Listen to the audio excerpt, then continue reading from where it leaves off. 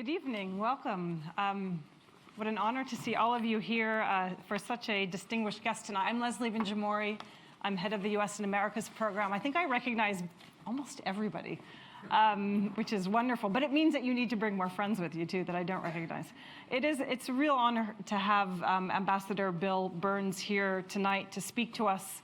I would say about his book, but having read his book, it's really about his career, and that's been an extraordinary career of over 3 decades of service in the U.S. Foreign Service.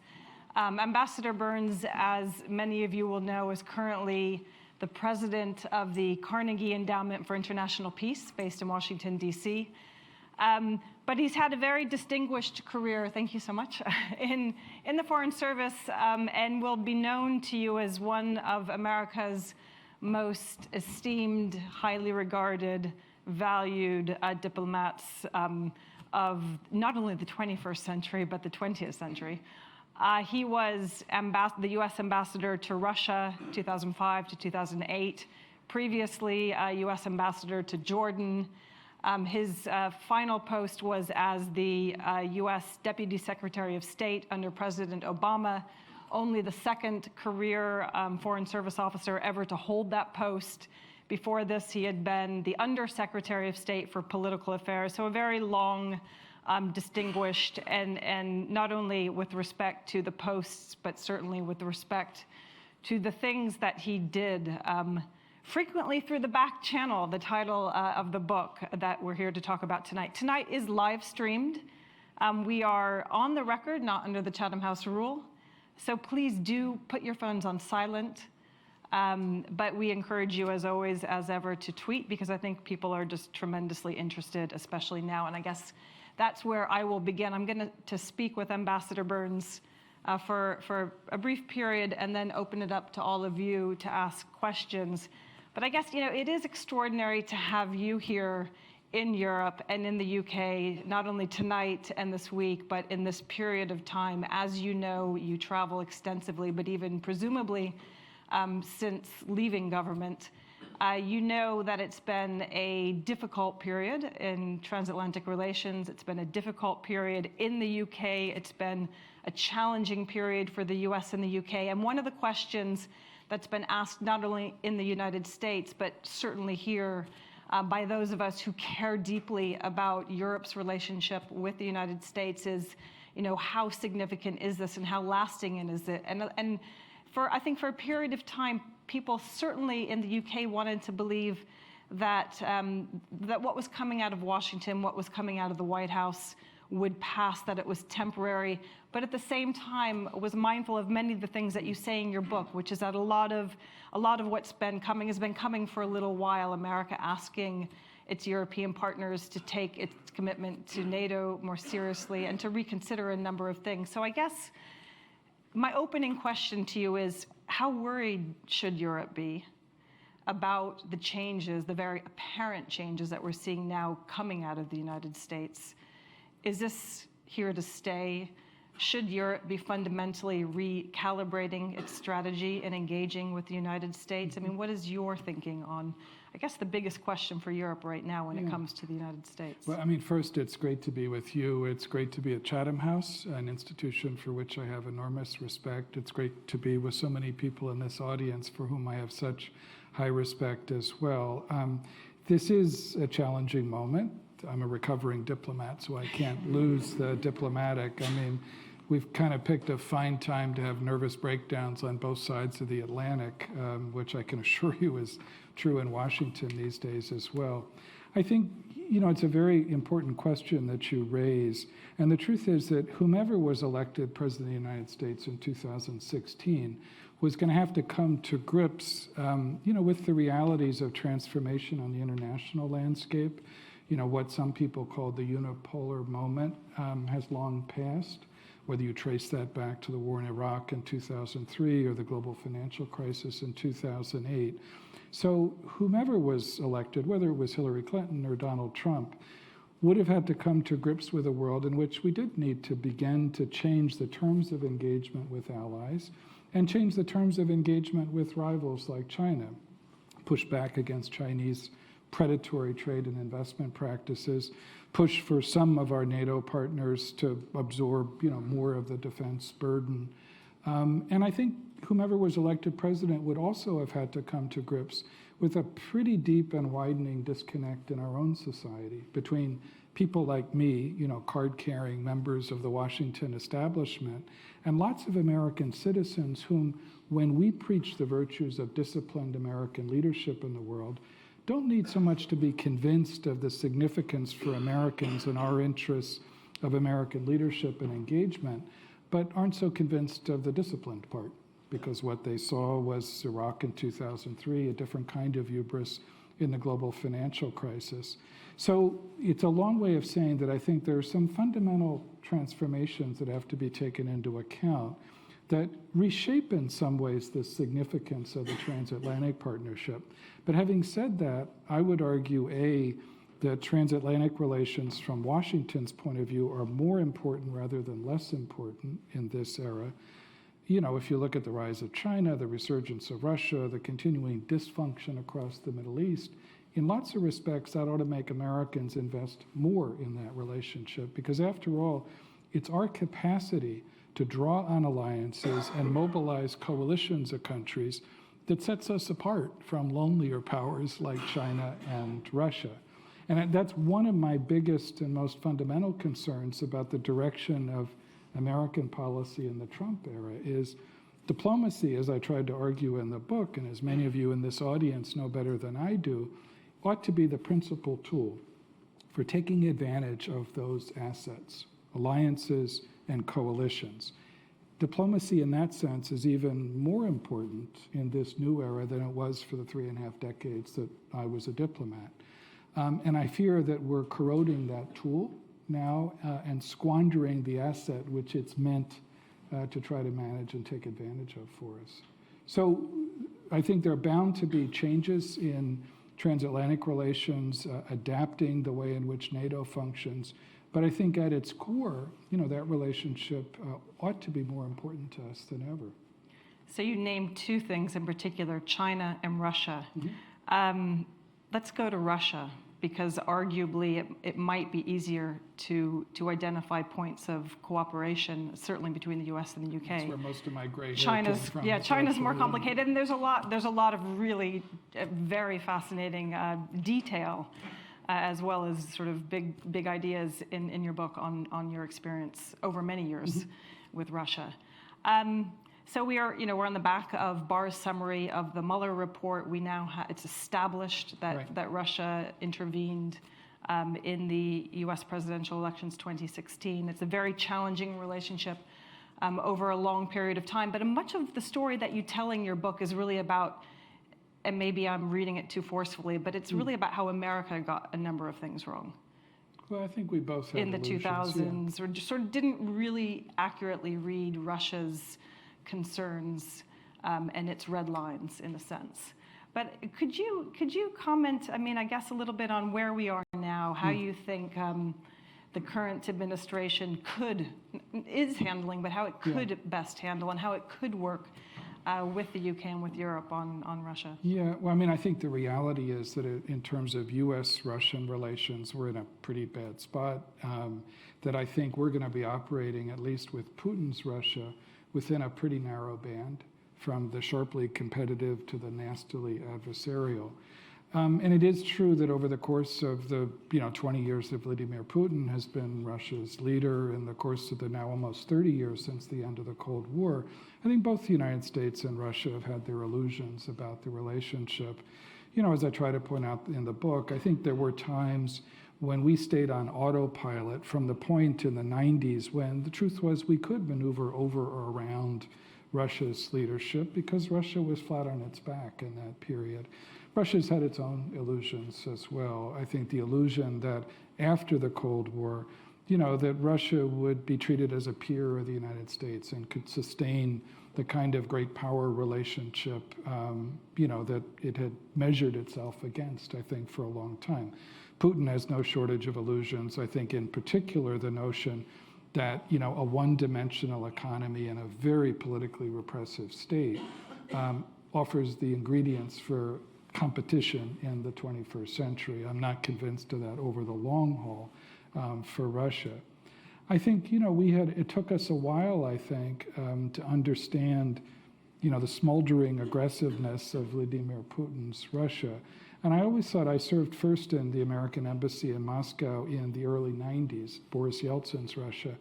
And I've always thought if you wanted to understand that smoldering aggressiveness, you also had to understand the Russia of the 90s, flat on its back, as I said before, a curious mix of hope, the end of communism and humiliation, and a sense of disorder. And, Putin came to power now literally almost 20 years ago, determined to do two things. The first was to restore the power of the Russian state, because his sense was that oligarchs had ripped off the Russian economy, which seems kind of a novel thought today, given the extent to which Putin and his circle have monopolized wealth in Russia, and to restore Russia to what he believes is its rightful place at the table of great powers. And he drew a straight line from that moment of humiliation in the 90s to the color revolutions in Georgia in 2003, Ukraine in 2004, through what I thought was a mistaken effort on the part of the George W. Bush administration in the spring of 2008 to push to formally open the door for NATO membership for Ukraine and Georgia, all the way through to the moment in the winter of 2011-2012 when Putin had announced arbitrarily that he was going to return to the Kremlin through elections which were largely fixed, even though he wouldn't have faced much competition in that period anyway. And you had tens of thousands of Russians, oftentimes from the middle class, demonstrating in Moscow and St. Petersburg because they resented the arbitrary nature of that decision. When Hillary Clinton made public comments, which the United States would have made in most societies in the world, basically supporting people's right to express themselves and stressing the importance of free and fair elections, he took that personally, which is his want, and that was the core in many respects of his animus toward her. So with this sense that Russia had been taken advantage of, and I'm not trying to justify that, but if you want to understand Putin and many people in the Russian political elite, you don't have to accept that, you don't have to indulge it, but you have to understand it. When he saw a moment in our elections in 2016 to take advantage of our weaknesses, the polarization, the dysfunction in our political system, he didn't hesitate. And so that's the backdrop to the interference, and that's why I think we're going to be operating within that narrow band for some time to come. Now, having said that, the last thing I'd add is that still argues for having some guardrails in the relationship because, even at the worst of the Cold War, we maintain not only regular diplomatic interaction with Moscow, but also a set of arms control agreements that helped to regulate the relationship. And I fear now that we're going to see what's left of the old arms control architecture with the demise or the looming demise of the INF Treaty on intermediate range nuclear forces already upon us. And then the reality that the New START agreement, which reduces and regulates strategic nuclear weapons, will expire at the beginning of 2021. And I see, very little, effort on either capital right now, particularly in Washington, to do something about that. And I think that would be deeply unfortunate, even in a relationship which is largely adversarial.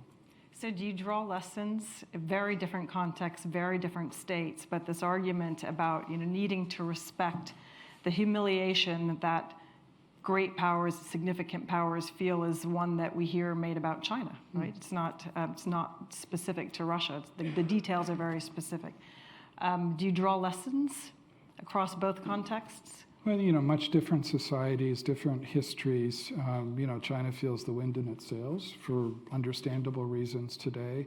There's a school of thought in Washington today which holds that, the object of the exercise should be to contain China's rise. I've never bought that argument. I think rather the United States and lots of allies and partners around the world ought to focus on trying to shape the environment into which China rises. Because there are lots of countries across Asia who are concerned that China's rise not come at the expense of their prosperity and their security. But in order to try to manage that environment, it's not enough just to push back against predatory Chinese practices, as I mentioned before. Those steps are overdue. And, you know, I support President Trump's efforts to do that on the United States side. Where I think we're making a mistake tactically is not making common cause with lots of other players who share those concerns, from Japan to the European Union. Instead, you know, we've launched second and third front trade wars over steel and aluminum. And I also think that essentially defensive strategy has to be coupled with an affirmative vision of where we, at least the United States, thinks Asia ought to go. And I think there's a web of players across, you know, Asia, from India through Southeast Asia to Northeast Asia, that broadly share those concerns. They don't want to be forced to make a choice between the United States and China. But I think, you know, you can get them to buy in to that more affirmative vision. That's what the Trans-Pacific Partnership, you know, the big trade agreement that was negotiated at the end of the Obama administration, which would have knit together 40% of the global economy. That's exactly the kind of step that helps shape Chinese incentives and disincentives, you know, more than any amount of bluster. And, you know, abandoning that agreement, I think, was a big historic mistake for the United States. So, you know, even though China poses different kind of challenges, the reality is that, you know, its economy is so entangled with the American economy and, you know, economies across the world. And the reality also is that, you know, we have lots of tools that we can use to help shape the way in which China rises. So one final question for you, and then I'm going to open it up. So please have your questions ready. Is there something distinctive in here when it comes to diplomacy for the U.S. and Europe in responding to many of these challenges? So we haven't talked about values and the liberal international order, which is, of course, is something we're talking about a lot. But a lot of people also say we shouldn't talk about the liberal international order. We should talk about the rules-based order. And I think that's code. Sometimes it's not even code for saying set aside the values and recognize the number of transnational challenges that we have that need to be broad tent in terms of who's participating. But some people then say, well, yes, but Europe and America have a special role within that to play because there is a commitment, or there should be, or there can be a commitment to values that sort of ground that broader cooperation. What is your thinking on that? Given you've worked with Russia, Jordan, number of... I mean, I think as a general principle, it's a huge mistake in American foreign policy when we check our values at the door.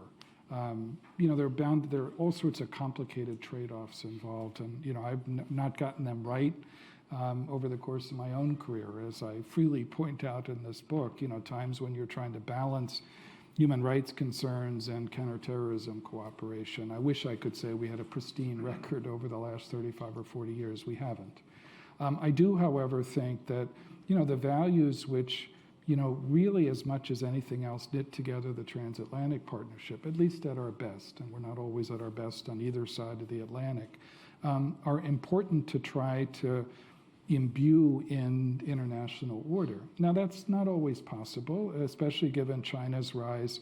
You know, you've got to make room for other institutions or to adapt existing institutions. It's certainly true in terms of international financial institutions today. I think it was a mistake, for example, when the Obama administration, this goes back to 2015, initially tried to resist China's proposal to create an Asia Infrastructure Investment Bank.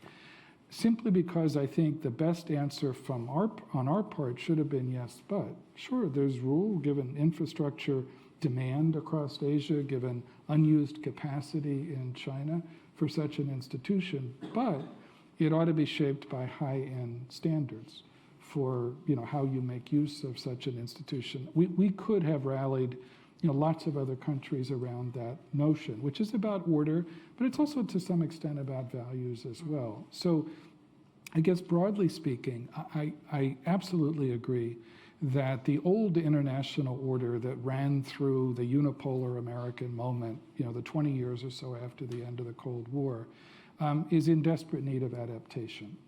I just think the United States, working with our closest allies in the world, which are in Europe, you know, need to take advantage of this window when we still have, I would argue, a better hand to play than our leading rivals in the world, even if it's no longer the singular dominant hand that it was just after the end of the Cold War, to try to reshape those institutions and reshape that international landscape before it gets reshaped for us by the rise of other powers. And that's the opportunity cost that I worry about in this era in Washington, is that by retreating from that whole notion, retreating behind a kind of muscular unilateralism, which is dismissive in large part of alliances and coalitions and international institutions, which in a way looks at the international order that, for better or worse, we helped to shape and defend for 7 decades, looks at it as a system that's holding us hostage.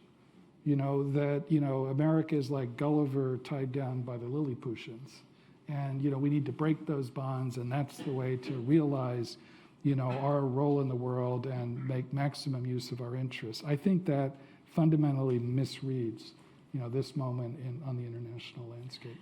But it's not just breaking, it's also potentially empowering. I mean, this is the argument that's out there, and then I really will come to the audience, but the argument isn't just that America is retreating, but it's also that the language, and let's be clear, the language that's coming from the president fundamentally empowers alternative actors and an alternative way of acting. So, retreat and retrenchment might have been where America was going in any case, but it didn't necessarily need to take this form, and I guess the question is that even more troubling for diplomacy, or do we make too much of it? No, I mean, I don't think we make too much of it anyway, and I do think it's troubling because there's a strand of autocrat envy that runs through this. There is a competition of ideas that's going on in the world today.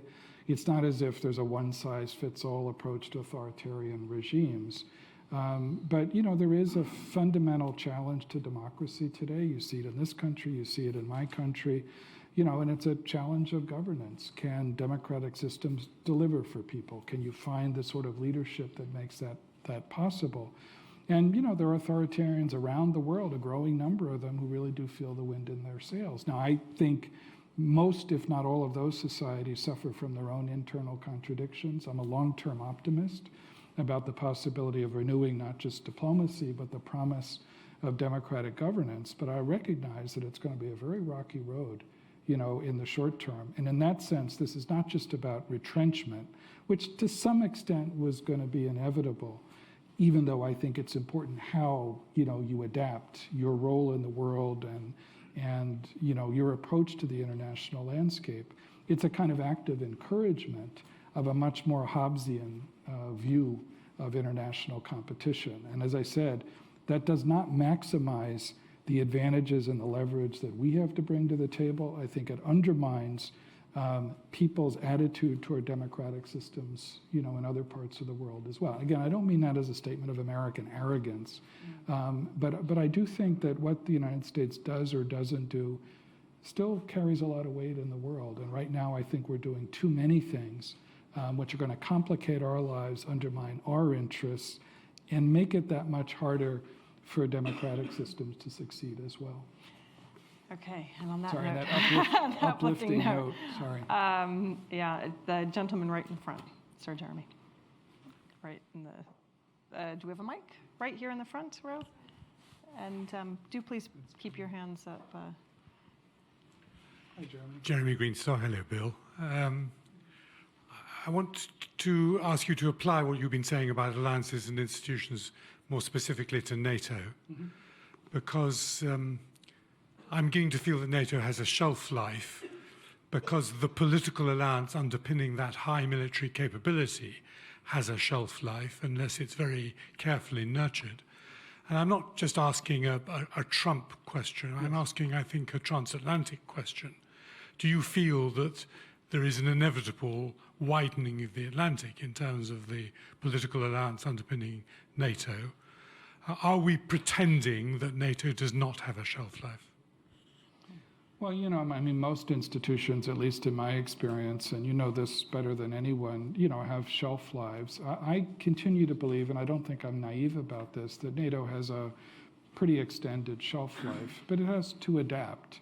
On both sides of the Atlantic, there needs to be a much more serious and determined effort to invest in the sort of political values that knit us together, in addition to all the focus on, military modernization and sharing the burden and everything else. But I wouldn't underestimate, the depth of concern in America on these issues. Bob Gates, when he was the Secretary of Defense, his valedictory message in Brussels at NATO was, don't take for granted, continuing American popular support for NATO unless there's a clearer sense of balance. And that's very real. But I don't think that points to an early expiry date for the shelf life of NATO. I continue to think it's enormously important for our interests and the interests of, our allies on this side of the Atlantic as well. Female right in the middle, right, 7 rows back. Right there, exactly. Julia Moore, Carlton Strategies, and a former State Department officer. Nice to see you. If U.S. diplomacy is more important now than ever, how is the United States going to carry through on that diplomacy when its career foreign service has never been in worse shape? Well, there is that. We're all curious.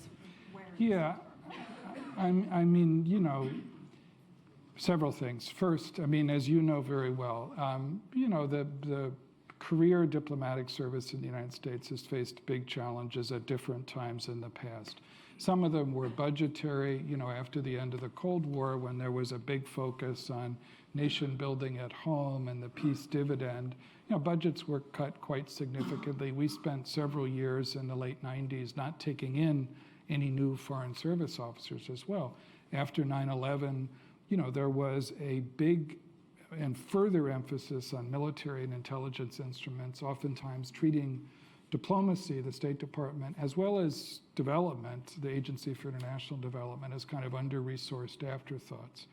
I just think what's happened over the last 2.5 years has been to accelerate those trends and make them infinitely worse. And so you have a reality today where for 3 years running, the White House has proposed historic cuts, most recently about a quarter in the State Department and development budget, while increasing budgets for the Defense Department. So right now, the most recent request was for $40 billion, which is a lot of money, for diplomacy and development, and $750 billion for defense, so 19 times greater. You're never going to get anywhere in diplomacy unless it's backed up by military and economic leverage. But that's a foolish imbalance, I think, and it's just getting bigger in this administration. You have record levels of senior vacancies in the State Department. Over the last 2 years, you've had a 50% drop in the number of people applying to become members of the American Diplomatic Service. You have painfully slow progress over the course of my 35 years as a diplomat in greater gender and ethnic diversity. When I came into the Foreign Service, 9 out of 10 professional American diplomats were white, and only about a quarter were women. By the time I left, it was about 50-50 in terms of gender balance, although at senior levels, still way too inadequate in terms of women in those positions. But that painfully slow progress has been reversed. You also see the pernicious practice, in my view, of going after people, career officers, simply because they worked on controversial issues like the Iran nuclear agreement in the last U.S. administration. But alongside those practical measures, there's the deeper disdain that you hear from the White House. So President Trump was asked about 1.5 years ago whether he was concerned about all those senior vacancies. And he said, not really, because I'm the only person who matters. Maybe true in Washington these days, and presidents certainly do matter, but that's a diplomacy of narcissism, not of institutions. So, sorry to get me going on that, but you raise a very important question, and it's going to take a lot longer to fix than it has to break, that institution. And I do not mean to suggest in any of that the State Department or the U.S. Foreign Service is a perfect institution. Individual American diplomats can be incredibly innovative and entrepreneurial and courageous sometimes. But as an institution, the State Department is rarely accused of being too agile or too full of initiative. So, there's a lot that needs to be done, which is, a mark of self-criticism in a way. But I think it's just a huge mistake to take a tool that, as I said, matters more than ever now and corrode it as badly as we're doing now. Can I encourage you, when you introduce yourselves, and if you've done something that the rest of us would love to know about just in your title, could you just tell us? Because one of the reasons that we come is because we love the expertise, not only from the people who are speaking, but from the audience. So don't just say State Department. Maybe tell us your role, because it's really fantastically relevant to us and of great interest. Question in the front row. Hi, Kathy. Hi, Bill. Cathy Ashton, I was the EU High Representative, and I had the privilege of working with you from the first day to the last day of my 5 years. And it really was a privilege. But one of the things, Bill, in the years that you and I spent locked away with the Iranians, was that we had the ability to talk to China and Russia. You had the P5 locked together for weeks on end. And that gave us an interesting back channel, in a sense, to be able to talk about other issues. One example being the Ukraine crisis, which was happening at the same time as we were locked away with the Deputy Foreign Minister of Russia. And it's something I say in Washington a lot when I'm speaking, is that we've lost that. We've lost that ability. And it's as important to me as a sort of red telephone. And I just wonder where you think and where you see the capacity is to reinvent those kind of discussions. Well, first, it's a great pleasure to see you again, and I enjoyed so much working with you over the years. I think that is one of the virtues of multilateral diplomacy, which is a nice phrase, but in this case, you describe some of the practical benefits of that. That, even in the worst of the Ukraine crisis in 2014, we were able to sustain, a fair amount of coordination on the Iranian nuclear issue as well. And I think it's difficult in this era to recreate that, because you've got to find issues on which there's a common stake. And at least from Washington's point of view, we tend to be, retrenching on so many of those issues. I mean, climate change, the biggest existential threat that any of us faces today, ought to be one of those issues.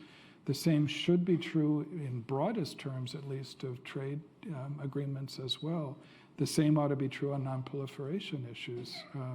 I suppose on the North Korea nuclear issue, it ought to be possible to recreate some of that, given the reality that China, to a lesser extent Russia, and in particular Japan and South Korea, have so much at stake there. So that's one issue on which I think Washington and Beijing, talk pretty regularly as well.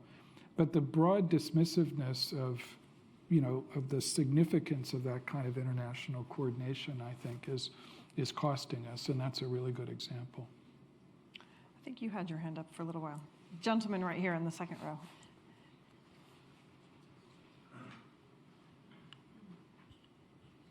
David Pollock, member of Chatham House. Thank you, Ambassador, for your very thoughtful insights.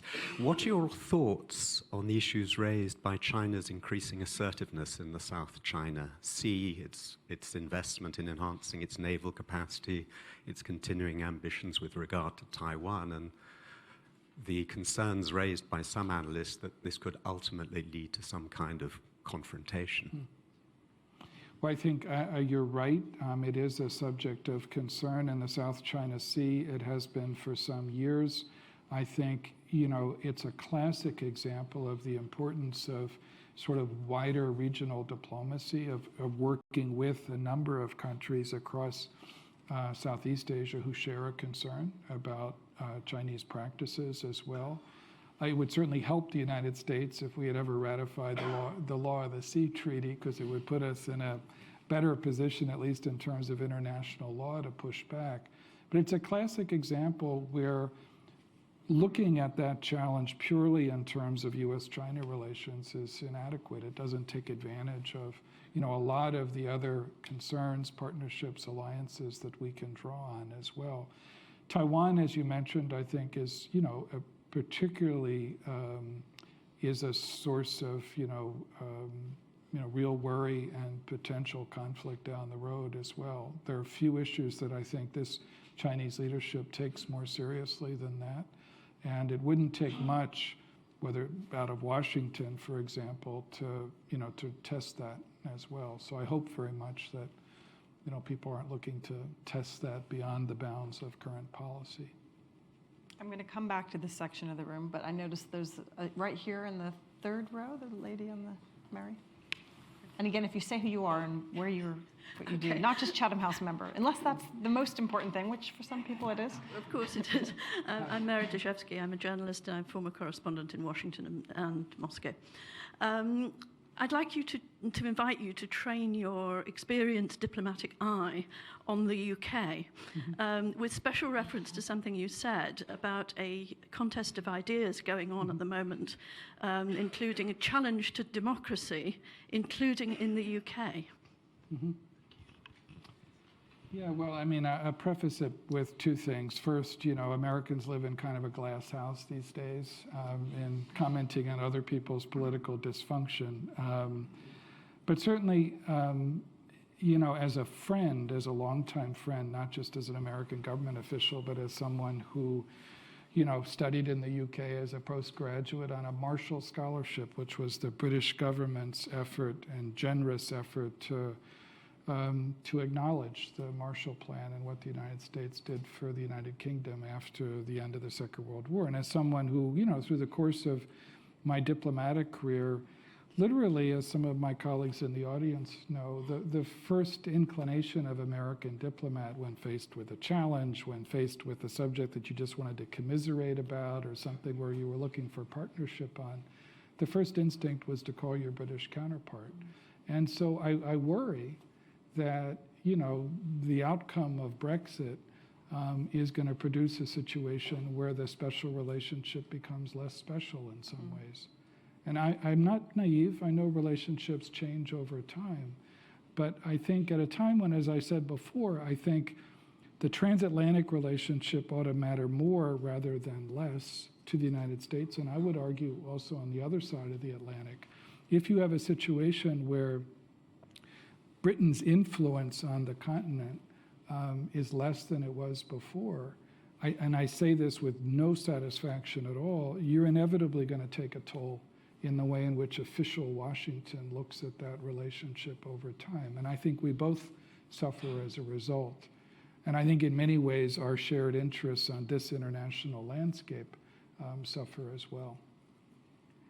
So I return to my first comment about humility if you're an American commenting on other people's politics these days. But. Straight at the back. Gentleman at the back. Put your hand very, very high. There you go. Thank you. I'm Anthony Dworkin with European Council on Foreign Relations. I work on human rights, international order, and various other things. So my question is about the domestic basis of US foreign policy. And I wonder whether the kind of globalist vision that you have essentially argued for continues to have a domestic political basis in the US. Things like trade agreements, the kind of globalist vision, a sort of engagement in a worldwide security set of alliances. Is that still there? Or are we essentially seeing a shift to a different kind of vision in the sort of center of gravity of the US? And what does that mean for US foreign policy after Trump? If you look at the emerging contenders on the Democratic side, they also seem to, not be particularly invested in that kind of vision. It's a really good question, and I would be the last person to suggest that, as an American, seeing the back of Donald Trump is the solution to all those problems. As I mentioned before, there's a pretty big and widening disconnect in the United States. It's across party lines between the Washington establishment and lots of Americans who, wonder about whether our leadership in the world, our engagement in the world has been as productive for their interests as they should expect. And so I think any leadership in Washington needs to be honest about that, needs to understand the depth of those concerns and address them, not just in the way in which we usually do it in Washington, which is kind of patronizing, trust us, but is quite direct. In other words, we always make the argument that smart American foreign policy begins at home, strong political and economic system. But we have to do a better job of making the argument that it ends there, too. in better jobs and a healthier environment and more security. And that's going to take a lot of effort. It's going to take time. It's going to involve a focus on some very real domestic interests, for example, on trade agreements, as you mentioned. You know, we spent years and years in Washington through administrations of both parties talking about what were called trade adjustment acts, you know, ways in which you could address the problems of workers who would be disadvantaged by, by open trade or free trade agreements. None of those worked very well. And that added to people's not just frustration, but genuine anger and their lack of conviction that trade agreements produce things. I happen to believe that, you know, more open trading arrangements actually do benefit the United States, but they have to be balanced with an honest approach to dealing with some of those challenges. And leaderships which aren't going to indulge people's fears or indulge their illusions that somehow you're going to bring the American coal industry back to life anytime soon. You've got to be honest with people, I think, difficult as this is to do, about the ways in which artificial intelligence and automation are going to transform large parts of our economy and yours as well. I think, you know, that's the challenge for good leadership. But I do think, to answer your question, that with a sustained effort by American leaders across party lines to do that, with the sustained engagement not just of Washington, but of governors and mayors across the United States who understand the values of American engagement, of attracting foreign investment, of competing on an international landscape in which 95% of the world's consumers live outside the United States. I think it's a winnable argument, but the starting point for that is to understand how big that disconnect is right now. And Donald Trump did not invent that. He's ridden it. He's, in my view anyway, made it worse. But it's a huge mistake to think that somehow this is all about Trump. It's not. So many questions. Goodness, where to begin? We haven't been on this side. So the 3 rows back, the gentleman here, and then to the middle row afterwards. Just, yeah. Very good. Ron Bornstein, a member of Chatham House and international lawyer who's worked all over the world. What do you do about Putin? I mean, almost every democratic society has had a problem with him, had it in the UK, had it in other parts of the world. And, you know, now we have the situation in Venezuela where there are 2 aircraft carriers going there. You've got problems with Iran, Syria, all over. And, you know, you probably know more than most of us about Russia and Putin. What is the answer? And to say we should all get together and stop him is not an answer. I mean, what is the practical solution?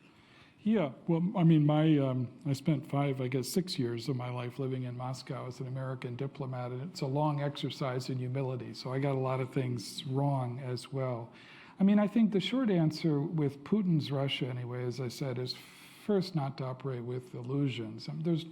We're going to be operating within a pretty narrow band, I think.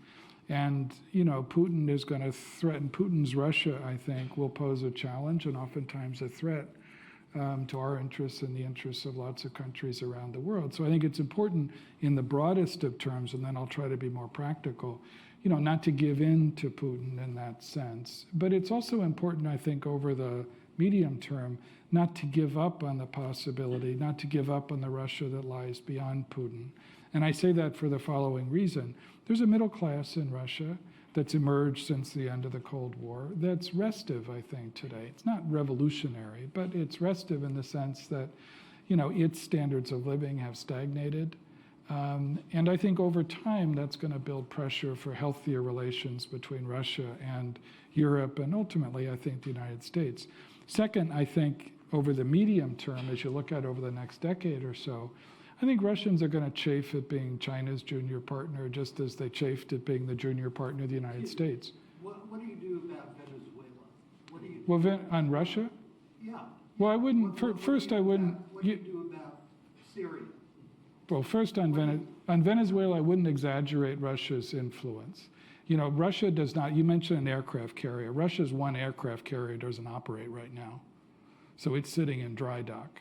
So, where the Russians could project their power in Syria, and they did very effectively, and it wasn't a huge military deployment. It was about 36 attack aircraft, no more than a couple thousand boots on the ground at any one point.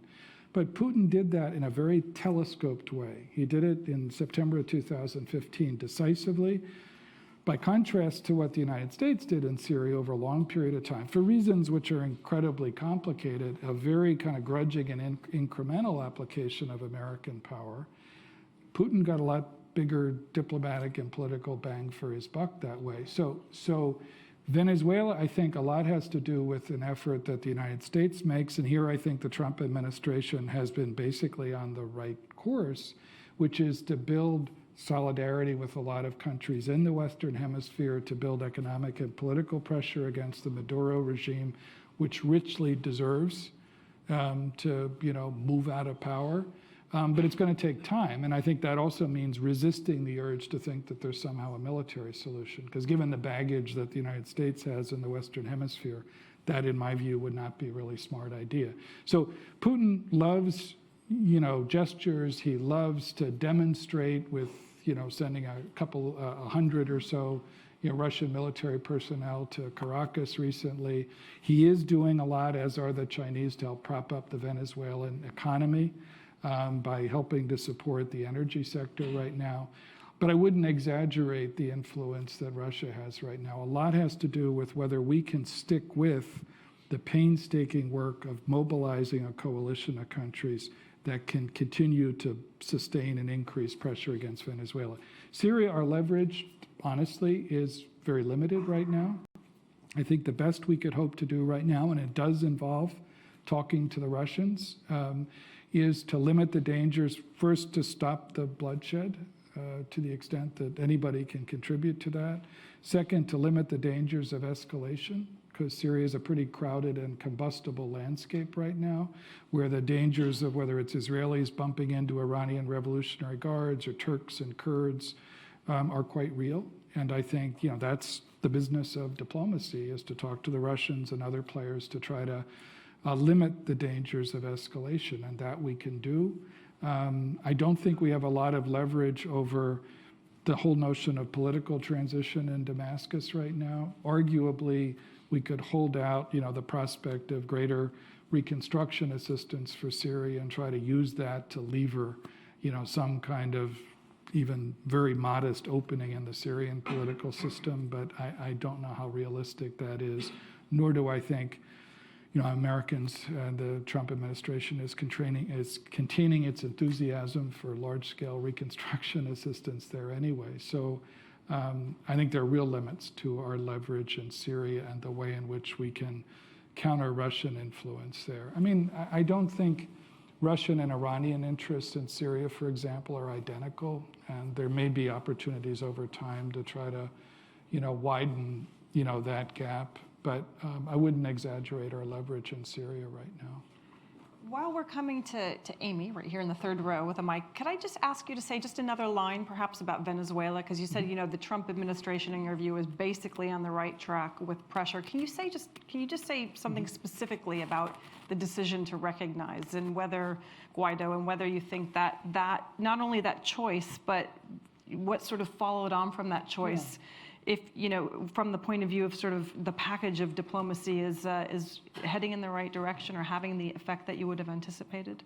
Well, I mean, I think, first you have to be careful about your assumptions, and we got some of these assumptions wrong in Syria as well. Going back to your earlier question, the assumption that, that the military in Syria and the security establishment was going to crack and turn on Assad.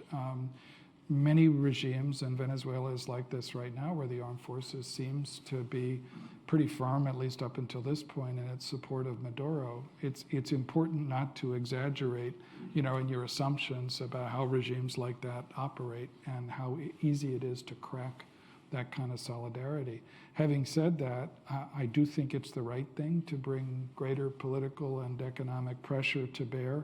I think working, again, not just with countries in the hemisphere, and that's actually been pretty impressive, but also with the European Union and others, is the right course to take. It's going to take time.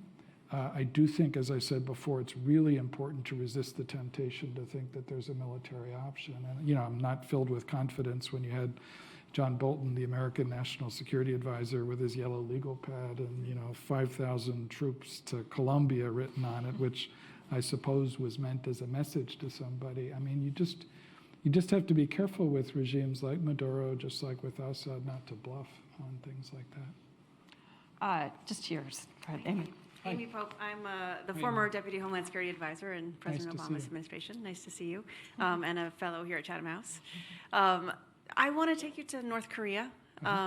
Obviously, this one looks like the president has been very actively engaged in trying to find a solution.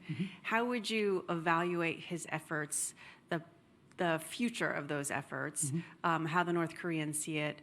I've heard some people categorize this as a success.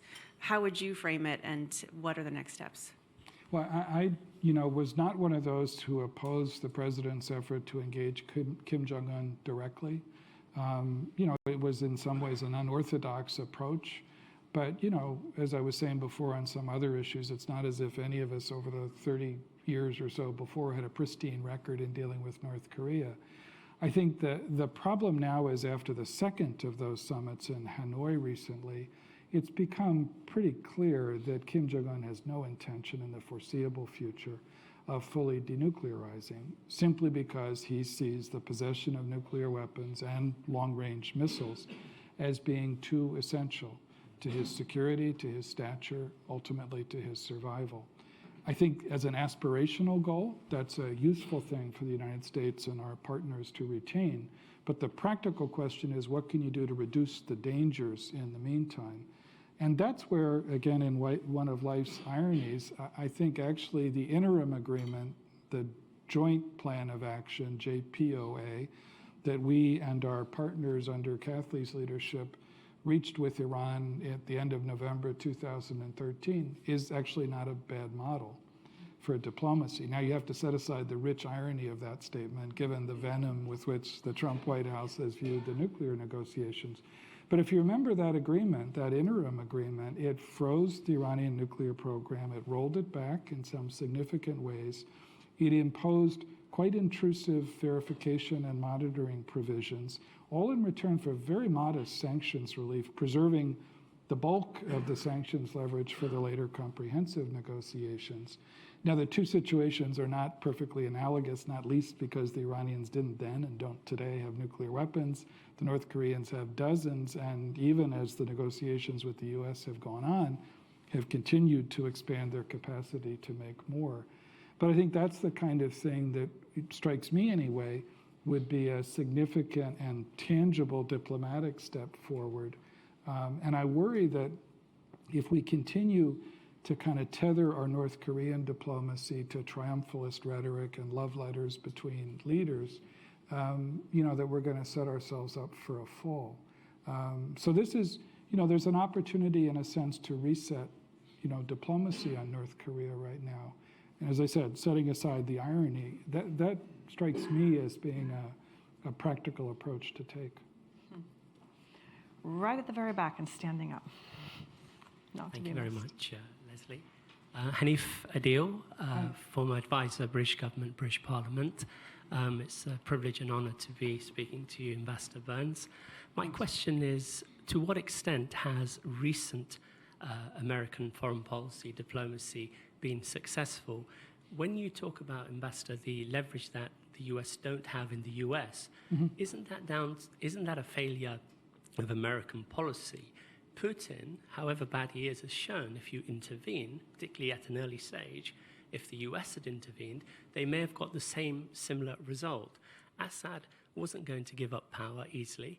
Secondly, in terms of Iraq or Afghanistan or the recent spat between the Quartet and Qatar, American diplomacy hasn't delivered solutions. So to what extent has it been successful recently, and how does that bode for the future? Thank you. Well, I mean, I think the honest answer is that the record of American diplomacy, you know, looking back since the end of the Cold War, has been mixed.